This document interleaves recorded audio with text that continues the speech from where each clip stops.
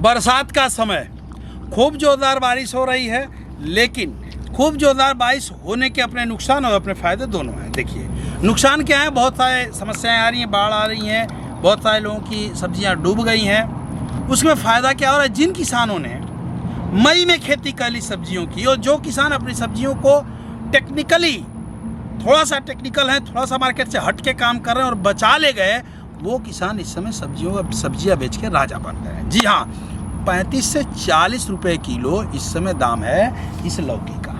ये हमारे यहाँ कहते हैं लौकी। देखिए कितना अच्छा फुटिंग हो रही है लौकी की। ठीक है, बरसात के समय मई में ही इन्होंने क्या किया, 1 मई यानी 1 मई के फर्स्ट वीक में इन्होंने लगा दिया लौकी। आप अपने हिसाब से इसकी खेती कर सकते हैं। अभी हमारी हार्वेस्टिंग हो गई है। देखिए लौकी का फ्रूट, लंबी वाली लौकी है, लौकी लगाई जा चुकी है।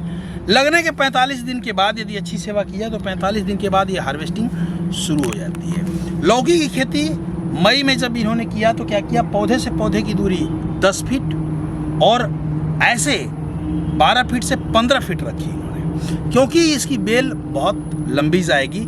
बीज अपने हिसाब से लीजिएगा, बीज आप अपने हिसाब से लेने के लिए स्वतंत्र हैं। लौकी में जो सबसे ज़्यादा समस्या, जब मई में लगाएंगे तो पानी देने की आएगी। पानी के लिए नाली बना करके लगा लीजिए, और उसके बाद कम से कम देखिए, जैसे हमने ये यूज किया है कि पौधे से 4 फीट इधर 4 फीट उधर कोई घास नहीं होनी चाहिए। घास एकदम निकाल चुके हैं, घास दूसरी तरफ है, इसके इर्द गिर्द घास नहीं है। तीसरी चीज़, अब हम शुरू करेंगे क्या, इनके पत्तों की कटाई। ये जितने पत्ते हैं ये सब काट देंगे। यहाँ से पौधा एकदम शुरू कर दिए हैं, कटाई हो जाएगी, यहाँ कुछ भी नहीं रहेगा, बिल्कुल ये फ्रेश रहेगा।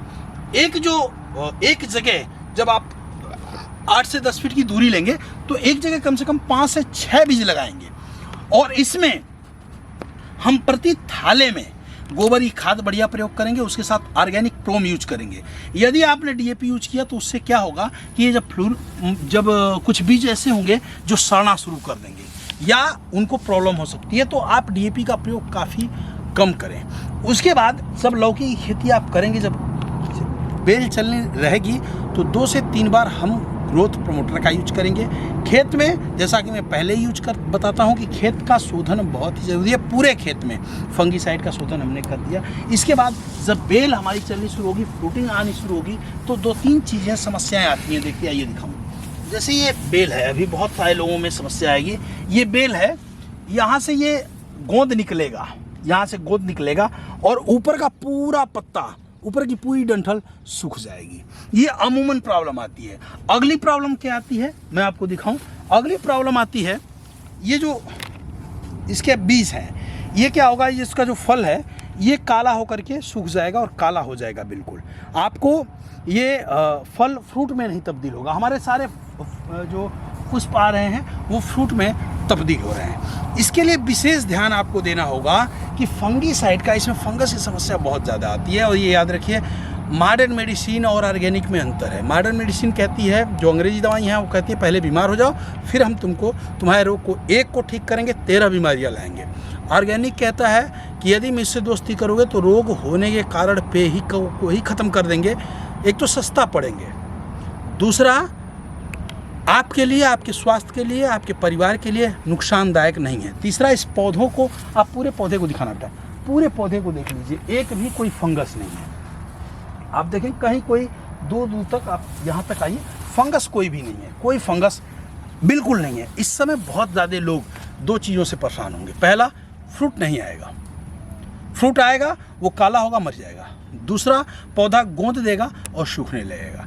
ये शुरू से ट्रीटमेंट कीजिए। नहीं कर पाए हैं तो अभी भी समय है। आप जड़ों में रूट गार्ड का इस्तेमाल जड़ों में खूब बढ़िया से गोबर की खाद के साथ कर सकते हैं। इसके अलावा उसके साथ कॉन्टैक्ट और सिस्टेमिक फंगीसाइड, ये समझिए कि यदि आज धूप है, कल बारिश हुई और फिर कब परसों धूप हो गया, तो ये समझ लीजिए कि आपको अपने खेत में फंगीसाइड यदि 7 दिन से पहले नहीं किए हैं तो एक कॉन्टैक्ट फंगीसाइड इस्तेमाल कर लीजिए। उसके बाद सिस्टेमिक फंगीसाइड इस्तेमाल करिए। नहीं तो क्या होगा कि आपको पता ही नहीं चलेगा, फंगस ऐसी आएगी आपकी पौधे पूरे ख़त्म हो जाएंगे।